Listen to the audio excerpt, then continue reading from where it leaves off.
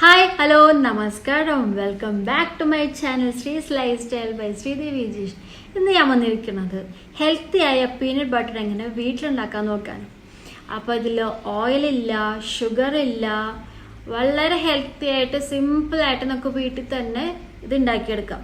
അപ്പോൾ അതെങ്ങനെയാണ് നോക്കുന്നതിന് മുമ്പ് നിങ്ങൾ ആദ്യമായിട്ടാണ് എൻ്റെ ചാനൽ കാണണമെങ്കിൽ മറക്കാതെ സബ്സ്ക്രൈബ് ചെയ്യുക, ഒപ്പം ബെൽ ബട്ടൺ എനേബിൾ ചെയ്യുക. അപ്പോൾ അതിന് എന്തൊക്കെയാണ് വേണ്ടതെന്ന് നമുക്ക് കാണാം.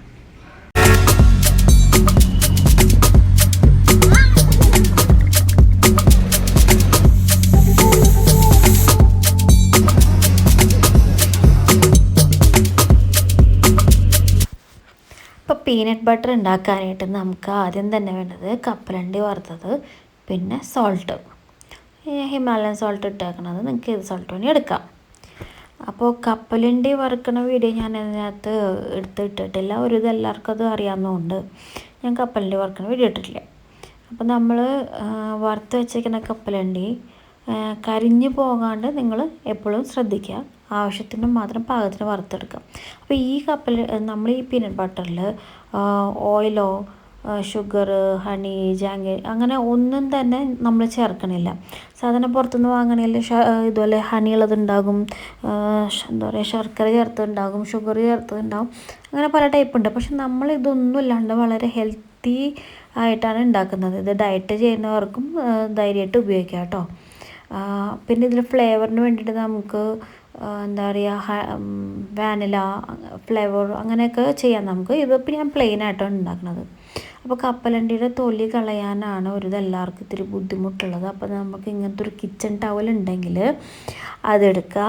എന്നിട്ട് അതിൽ ആവശ്യത്തിനിടാം. ഞാനിപ്പോൾ ഏകദേശം 1 കപ്പാണ് എടുത്തേക്കുന്നത്. കുറച്ച് കൂടുതൽ വറുത്തിട്ടുണ്ടെന്ന് മാത്രമേ ഉള്ളൂ. 1 കപ്പ് കപ്പലണ്ടിയാണ് എടുക്കണം ഞാനിപ്പോൾ.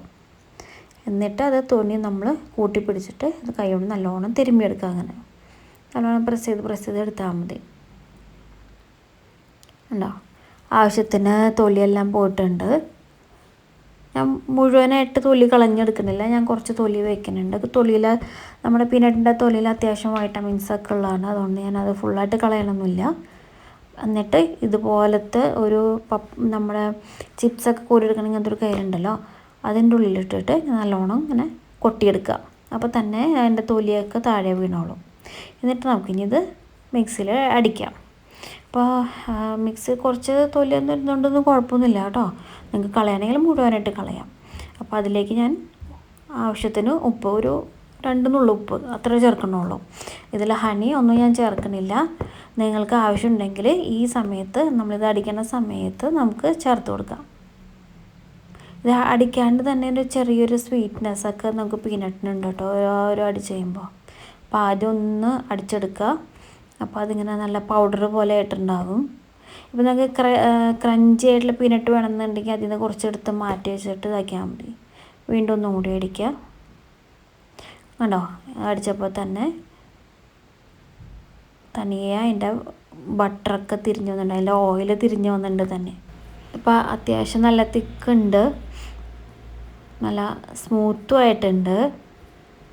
നമുക്കിത് ഒന്നും കൂടി അടിച്ചെടുക്കണം.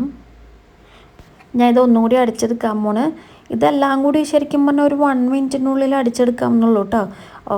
എന്താ പറയുക, വേറെ ഒരു സാധനം നമ്മൾ വെക്കാൻ ആവശ്യമില്ല. നമുക്ക് വറുത്ത് വെച്ചിരിക്കുന്ന കപ്പലണ്ടിയും സോൾട്ടും മാത്രമേ ഇതിന് ആവശ്യമുള്ളൂ. എപ്പോഴും നല്ല പീനട്ട് വാങ്ങിക്കാൻ ശ്രമിക്കുക. കണ്ടോ, നമ്മുടെ പീനട്ട് ബട്ടർ റെഡി ആയിട്ടുണ്ട്.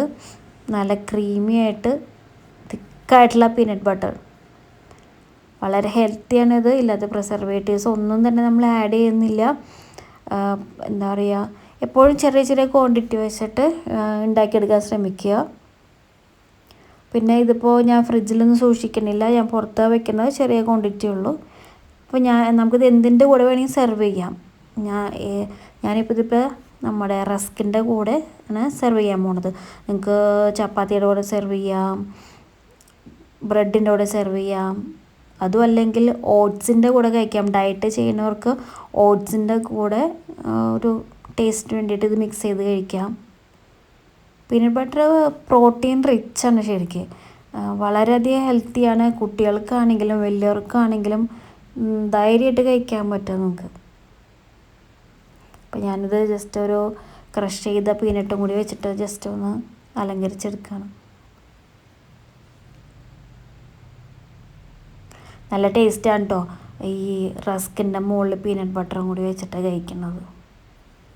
നിങ്ങളൊന്ന് ട്രൈ ചെയ്ത് നോക്കൂ കേട്ടോ, പീനട്ട് ബട്ടർ ഉണ്ടാക്കിയിട്ട് റസ്കിൻ്റെ കൂടെ. അപ്പോൾ ഇന്നത്തെ ഈ റെസിപ്പി നിങ്ങൾക്ക് ഇഷ്ടമായിട്ടുണ്ടെങ്കിൽ എന്തായാലും ട്രൈ ചെയ്ത് നോക്കുക, എല്ലാവർക്കും ഷെയർ ചെയ്ത് കൊടുക്കുക. നന്ദി, നമസ്കാരം.